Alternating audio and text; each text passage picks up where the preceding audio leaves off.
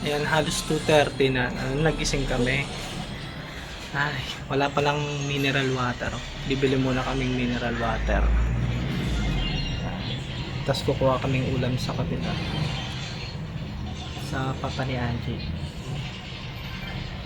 Ayan. Hinihintay ko lang si Angie, nagpapaganda pa.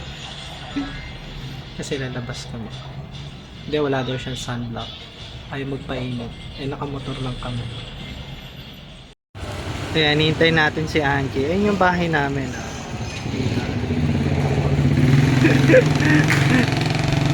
Ito yung labas namin. Ito yung court. Kaya minsan maingay talaga rito sa amin. Lalo na kapag may gathering dyan. Napakaingay. Hindi kami makatulog. Minsan di rin kami makapanood. Tingnan natin si Angie. Diretso na tayo sa tubig. Tapos punta tayo sa kabila sa father ni Angie. Kay Papa. Kuha tayong ulam. Hintayin natin siya lumabas. Mukhang matagal pa. Binuksan ko na yung motor para uminit na. Hintayin na lang natin siya. Tagal ni Angie. Mukhang na-distract na naman. Dapat ata si Gab na lang sinama ko. Nadidistract lagi ito si kapag may nakikitang gagawin.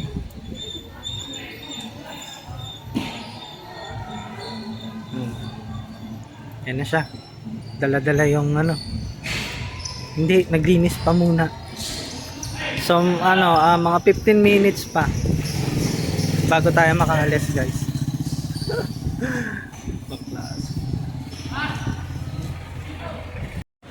Hi G.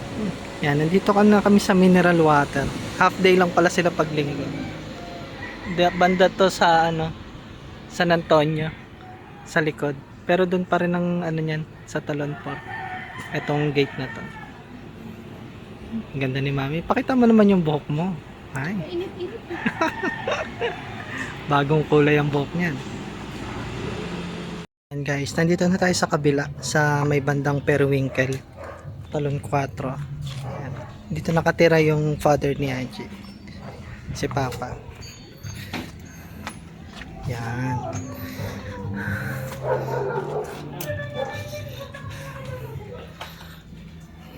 Uy, cellphone agad eh.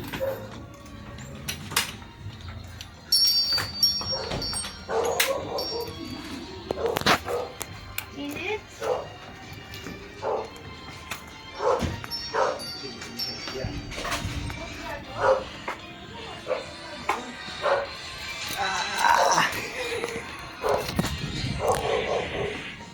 Ayan, nandiyan si Papa. Ayan, si Papa. Saka si Angie. Si Papa saka si Angie. Tuwing linggo kasi binibigyan niya kami ng ulam. Kaya kapag Sunday, libre yung ulam namin. Galing dito talaga. Hindi naman. Halos lang. Madalas. Madalas ganun. Pero minsan nagluluto rin kami ng Sunday. Kilala kasi. Nag-vlog. Video natin. Talino ba? Oo, ngayon, kausap niya ni Iris. Magaling naman na. Kaya lang, ayan lang, cellphone, Dami ka loko. Ayun daw, ayun daw. Pakita mo kay Lola yung nagawa mo. Asali ka nga, tingnan ko. Marunong mag-Roblox. Yan? Nagro-Roblox. Ayun, table ata ito. Pero ang gaan pa. Ano kung hindi niya pwede itong nagyan ng mahal bibigyan. Parang table siguro baka sa laptop. Pwede yun yung laptop niya. Tapos yung TV. Hindi naman gusto niya extend. Ganda talaga. Pogi ng motor ko. Pogi ng motor ko Si Sonic yan, guys. Sa previous vlog ko nabanggit ko na naman yun.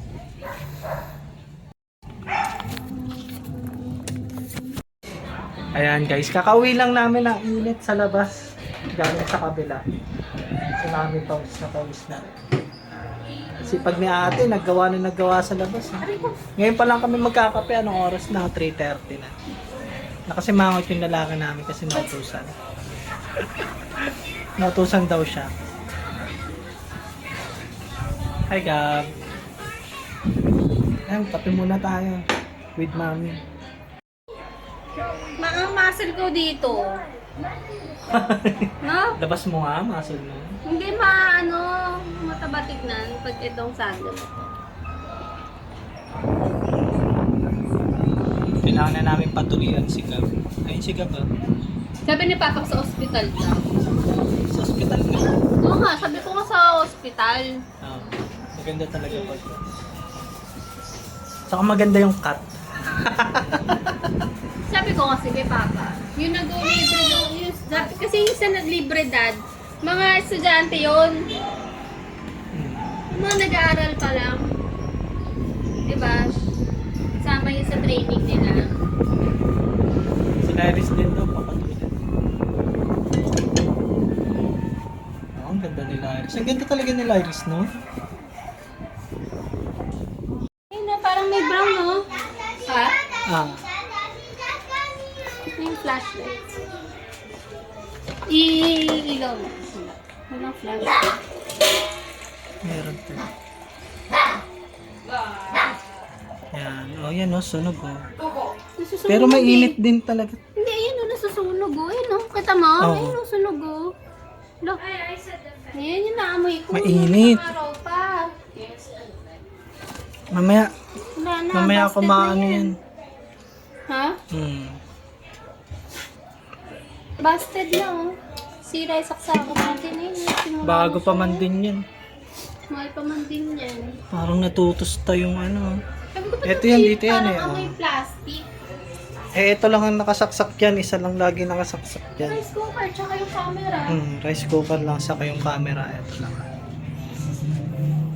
Yan. Unti-unti na talagang nauubos yung saksakan namin dito.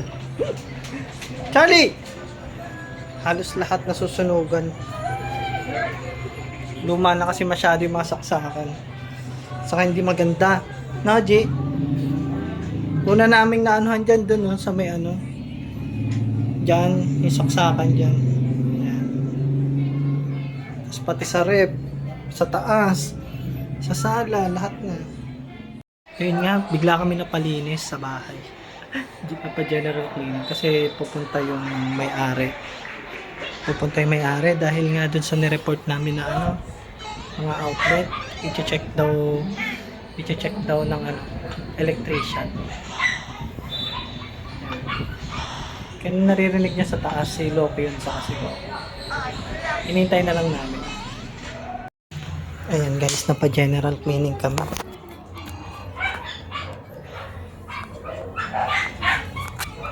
Napa-general cleaning kami kasi yun nga, 'di ba, may nalulutong outlet sa amin. Tinawag namin. Minessage namin sa may-ari. Ang sabi, papunta na daw sila rito, may dala daw silang electrician. Ayun no, dahil dun sa outlet na yan. Ayan. Problema namin, baka magwala yung mga aso. Kaya si Loki, inakyat muna namin. Yan.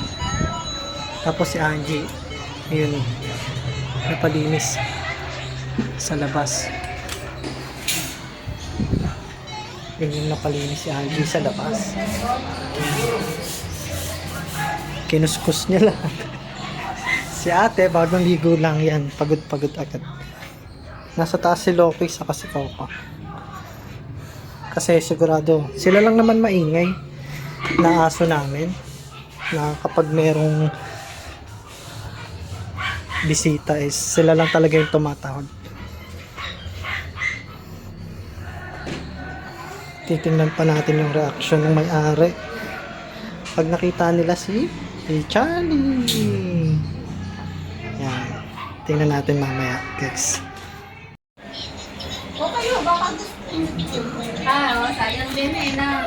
O kami ho kasi, update ko na rin po kayo kasi yung bahay po namin sa Cavite, nakatayo na ho yun. Nag-aantay na lang ho kami na turnover. Dapat, yun na lang ho. Siguro mga, hindi, pero ito sila, naka-enroll pa ng isang school year. Kasi pag alanganin eh. Kasi hindi pa ho nag-turnover. Opo. Eh, kaya lang naka-turnover. Pag nag-turnover ka, baka mix ulit. So, medyo alanganin. Kasi sabi ko,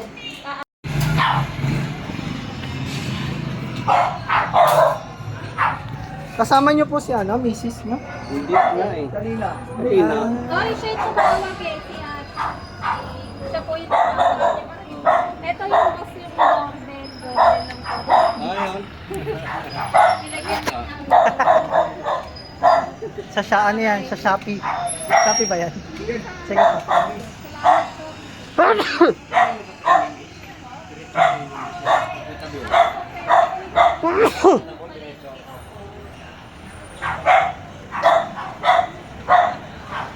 Ayan, nakatapos na dumalaw yung may-ari. Buti mabait si tatay. No? Oo, sabi ko, nagubad ka pa sa pato ko, huwag ka na pumunta. Okay lang. Mabait sa talaga si tatay kahit nung unang punta namin dito. Nakipag-usap yan, mabait talaga. Pati si nanay. Hindi, tsaka kailangan ko rin siyang i-update kasi minsan nangyayari Oo. sa Kinabahan talaga ako, baka mamaya pag-aaral. masistensyahan na si Charlie eh. Si Charlie talaga yung inaano ko. Kanina ko pa tinititigan si Charlie eh. Si Charlie. Oo. Si Charlie. Hindi. Hindi naman siya naninira. Baka masistensyahan. O, ba't may aso? Yung gano'n, kahit mabait. Ay, hindi. Okay na. Sabihan mo na si Gab na pwede na ibaba. Tulungan mo na siya. O, bukas ganun ulit. Ha? Labas niya na yan. May libre. Date, ano? Kamusta yung pakiramdam mo? Yung kilikili ko. Papulis ako eh. Hmm. Oh, nag-iinit yung... Ako rin eh. Pawis-pawis yung kilikili ko. Tumatagas talaga yung... Kinabahan ako. Kinabahan ako. Nakakakaba kasi sa mga aso eh. Kay Charlie talaga. Ayan na naman nagkakyat. Charlie, baba dyan! Hindi na dyan kasi si Coco. Umiyak si Coco kasi nandito ako. Yan, may mga bukas ganyan ulit gawin. Buti na lang mabait yung mga may-ari ng bahay. Hindi ka tulad mo. Ito natin bagay. Oo. Ito maayos talaga kausap si tatay eh. Oh, hindi, tsaka wala naman tayong sinira. Oo. Ito naman niya, wala tayong sinira. Wala namang sira. Ano lang talaga. Ayusin lang nila. Eh kasi baka masunugan kami no kapag di namin pag pinabayaan namin yung mga aso namin no. Balita ako, nagpupo ka daw. Masisistensyahan na eh. Yung pala hindi. Ayos lang pala sa may-ari. Sa bukas pupunta ulit dito yung electrician para ayusin yung tiningnan niya kanina. Pati yung nasa ref. Alis ba tayo? Oo. Ayun. Magwi-withdraw kami tapos may dadaanan kami. Gusto niyo makita? Ay, sabi ko pala kay Nani na okay na. Oo. Hawakan niyo dun sa ano. Teka, tulungan ko kayo. Yan. Magna-night ride kami. Yan, Angie. Yan yung helmet namin. Nilabas kami. Isa ko lang ilabas yan, dalawang yan. Yan. Also, Ako ng shorts na ay. hindi, usapan namin mag-ano lang kami. Pero kanina talaga, plano namin talaga pumuntang Cavite. Dumating lang yung may-ari. Yan. Kaya medyo na-delay yung alis namin, medyo madilim na. Pero puntahan namin. Sasagutin lang naman namin nakamotor naman. Gusto yung makita si Angie. Quick, quick! Ay, sorry. Hindi natin naabutan, guys. Yan. Withdraw lang kami, sabay diretso na kami. Para makauwi rin agad. Silipin lang namin. Oo. Yan, alis na kami.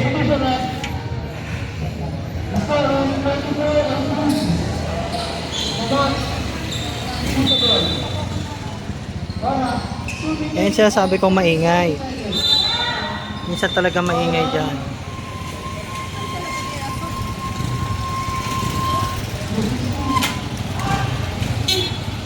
Yan, alis na kami. Andiyan na si Mami. Oh, nakaporma na.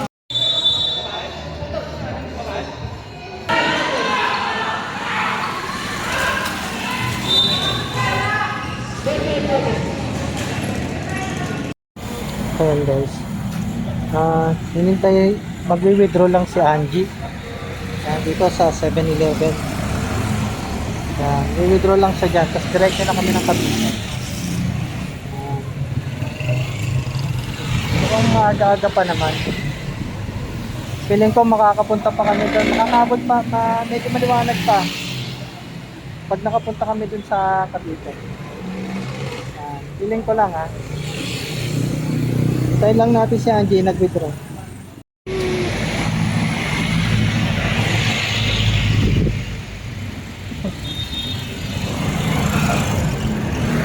Lukot-lukot yung pants ko. Okay na? Lukot-lukot yung pants ko. May flashlight ako. Oo, kailangan natin yung flashlight. Dalawa. Dalawa. Ay, sayang hindi ko dala yung isa yung ultra. Yung maliwanag. Ayan, daan kami rito sa Las Piñas Doctors. Kasi tatanong namin yung kung meron silang schedule ng tuli para kay Gabi, papatuli na namin. Ayan, si Angie na muna dumaan. Total, nandito lang naman yan. Malapit lang kami sa 7-Eleven. Yung pinanggalingan namin kanina para mag-withdraw.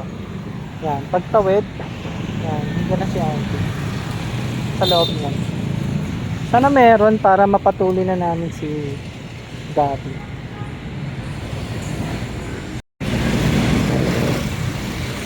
Ano sabi? Tatawag. Ha? Tatawag muna for appointment, by appointment daw. By appointment. Kaya lang, yun yun, ang estimate niya is less than, mga nasa 8,000. 8,000? Pero pwede pa daw bababa pa yun. Pero at least dito tatawagan. Ang mahal naman, 8,000. Oo. Akala ko mga Si Angie ayun, nakikipagtsikahan. Nakikipagtsikahan na si Angie sa kapitbahay mo.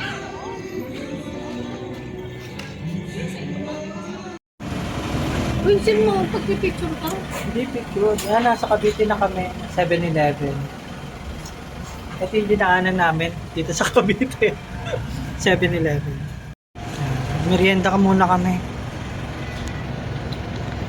Kasi napagod kami kakakwentuhan. Iba na yung estado nila. Hindi na katulad ng dati. Wala ng bubo. Wala nang? Hindi na yung katulad ng dati. May hibda-hibda. Manipis na faang. Eh, nabutan na kami ng gabi. Kakapit. Gusto ko nang sabi Dito kami ulit sa 7-Eleven. Pero ito, dito na yan. Sa Gusto ko malapit ng sa... ganito. Sabi ko na masarap. Bumili na lang kami ng ganito. Nakatamad magluto. Tapos kami bumili kami sa sangag. Ano ang sarap nito ito. Hirapan si Angie pumili ng milk tea niya. Tayo gusto. Sarap eh. Ito na lang akin mo. Ito ang topic mo. Ito na. Ayaw magpakuha. Kapag gano'n ko, magbatanggal ko lang. Ayan, ito bandang Marcos Alvarez to. Dito kami laging bumibili ng pagkain pag madaling araw. Sa kapag ayaw naming, pag hindi kami nagluto sa gabi, pag wala kami makain. Ayan. Bagong ayos ka lang to, pero dati talagang papag lang, ano lang to, kubo lang talaga to. Wala pa. Tinanong ko lang tawag na pa. Hindi kasama yan sa BIR. Marami talagang kumakain dito. Ito nga, may mga bagong dating pa. Tsaka kanina, naka-order na kasi kami. Pangalawang balik na namin. Puno yan talaga.